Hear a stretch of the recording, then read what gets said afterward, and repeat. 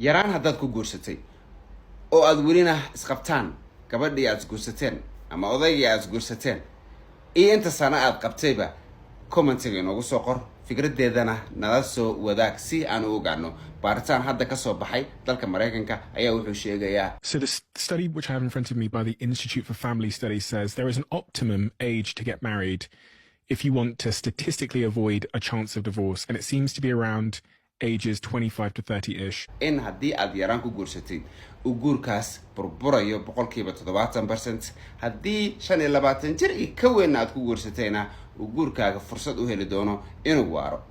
Taas waa mid. What do you say is the right age to be married? You gotta be careful because your father-in-law's here.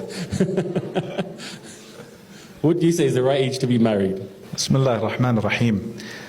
Obviously, it's different from person to person, place to place, the maturity and the development of people as they grow up. So you can't really put a number to it. People are different. Their circumstances are different. Their financial levels are different. The way they've matured, the way they've grown up, etc.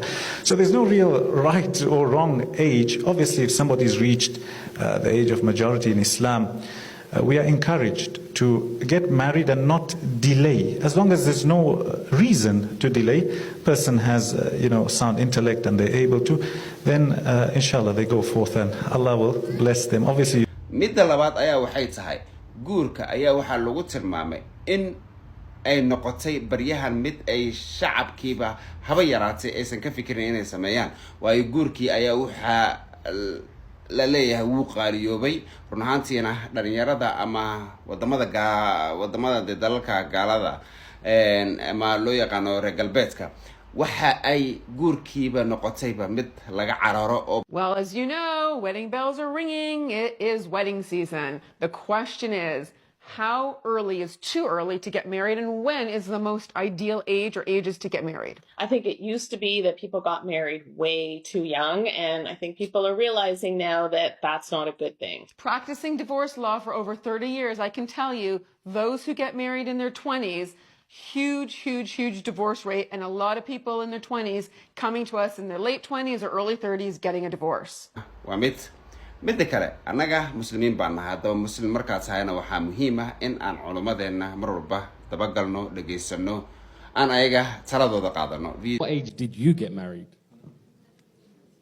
19.